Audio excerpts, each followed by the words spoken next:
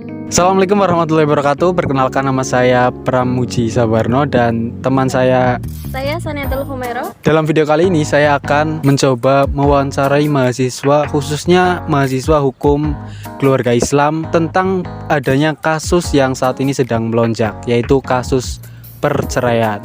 Tapi sebelum itu saya akan bertanya dulu nih kepada teman saya mengenai kasus perceraian ini. Apa tanggapan dari Mbak Sania ini tentang adanya kasus perceraian yang saat ini sedang melonjak? Nah, bagaimana Mbak Sania tentang adanya kasus yang saat ini kayaknya perceraian ini sedang melonjak? Menurut pendapat Mbak Sania ini, apakah perceraian itu lebih baik ya tetap cerai saja atau dipertahankan? Menurut saya, kasus perceraian itu tergantung konteksnya. Misalkan konteksnya itu KDRT, mungkin itu tidak bisa dipertahankan lagi. Tapi kalau misalkan kasusnya itu kasus ekonomi, itu mungkin bisa diperjuangkan bersama. Seperti itu, Mas Pramuji. Baik, berarti intinya tergantung konteksnya ya Mbak Sania? Iya, seperti itu.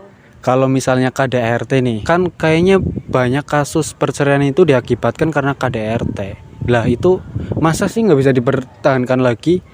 Padahal kasusnya Rizky Bilar dan Lesti itu kan nyatanya sampai sekarang masih bertahan. Artinya kan masih bisa bertahan lagi. Kalau menurut Mbak Sania nih, kalau kasusnya misal KDRT, apakah ada solusi lain atau tidak ada?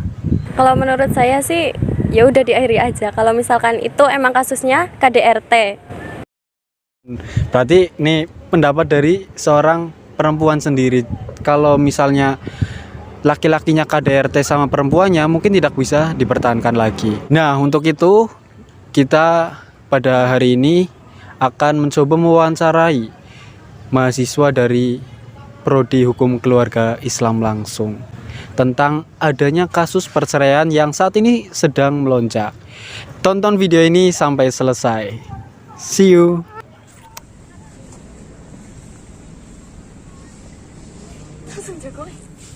Baik, di sini saya sudah bersama dua mahasiswa, khususnya mahasiswa Prodi Hukum Keluarga Islam. Di sini saya akan meminta pendapat atau pandangan dari mereka mengenai kasus perceraian yang saat ini sedang ramai.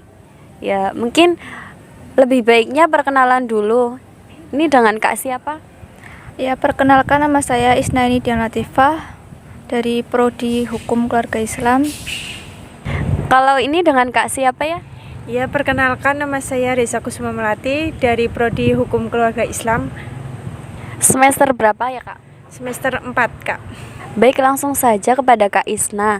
Menurut Kak Isna itu bagaimana sih adanya kasus perceraian yang mungkin saat ini sudah banyak kasus yang terjadi? Menurut saya ya, perceraian itu bukan suatu yang dilarang dalam agama Islam, namun Allah itu membenci sebuah perceraian tersebut.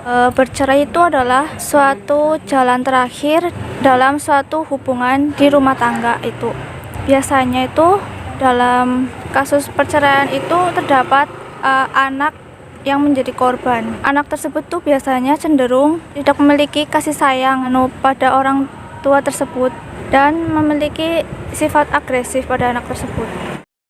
Ya, jadi seperti itu pandangan menurut Kak Isna, bahwa perceraian itu memang bukan hal yang dilarang dalam Islam, tetapi sebuah hal yang sangat dibenci oleh Allah.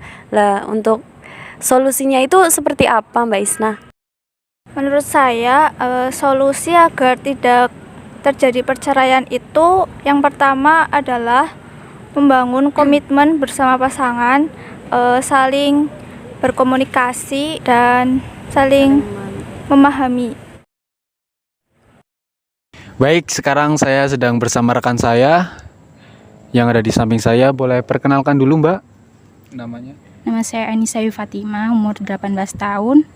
Saya dari Prodi Hukum Keluarga Islam.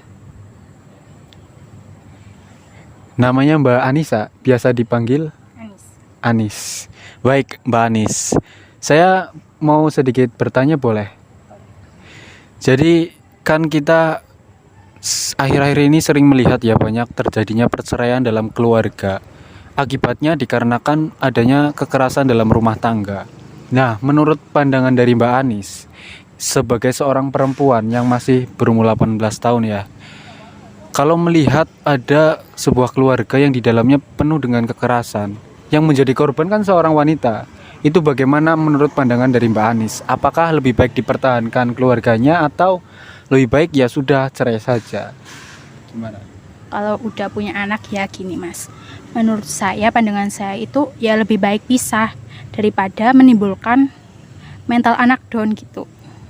Oh, berarti kalau dipertahankan nanti mental anaknya kena ya? Iya.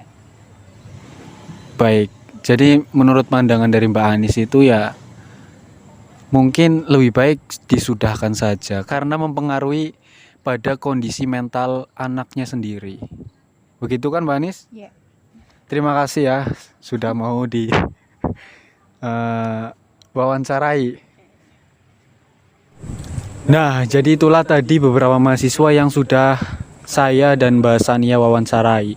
Ternyata dari beberapa mahasiswa yang sudah saya wawancarai, mereka banyak yang berpandangan bahwa kalau kasusnya KDART lebih baik disudahkan saja karena ya memang tidak ada solusi lain lagi kecuali yang perempuannya belajar bela diri ya untuk untuk apa? Membela diri dari kekerasan suaminya. Mungkin cukup sekian video dari kami, kurang lebihnya mohon maaf. Assalamualaikum warahmatullahi wabarakatuh. Orang